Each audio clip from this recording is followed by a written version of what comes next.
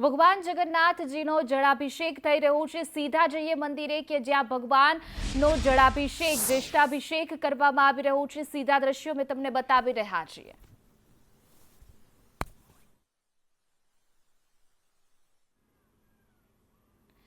ભગવાનના જ્યેષ્ઠાભિષેક કરવામાં આવી રહ્યો છે। ભગવાન જગન્નાથજી, બલભદ્ર અને સુભદ્રાનો આ જળાભિષેક જેમાં જોઈ શકાય છે પૂર્વ ડેપ્યુટી સીએમ નીતિન પટેલ પણ જોઈ શકાય છે, જેમાં જળાભિષેક કરવામાં આવ્યો છે। 108 કળશ જે સાબરમતીનું જળ વાજતે ગાજતે જળયાત્રા કાઢવામાં આવી હતી ને જળયાત્રા બાદ 108 કળશમાં જળ લાવવામાં આવ્યું અને ત્યારબાદ આ ગંગા પૂજન કર્યા બાદ ભગવાનનું જે છે જળાભિષેક જ્યેષ્ઠાભિષેક કરવામાં આવી રહ્યું છે। ત્યારબાદ ભગવાનના ગજવેશના પણ દર્શન થશે।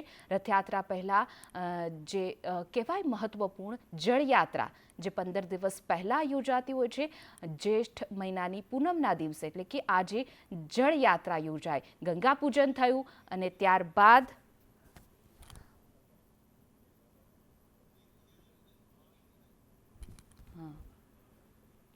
તો જય જગન્નાથના નાદથી આખું પરિસર છે ગુંજી ઉઠ્યું છે। મોટી સંખ્યામાં ભક્તો ઉમટી પડ્યા છે અને દ્રશ્યોમાં જોઈ શકાય છે કે જે 108 કળશમાં જે જળ લાવવામાં આવ્યું છે, પવિત્ર જળથી ભગવાનનું જળાભિષેક થઈ રહ્યો છે।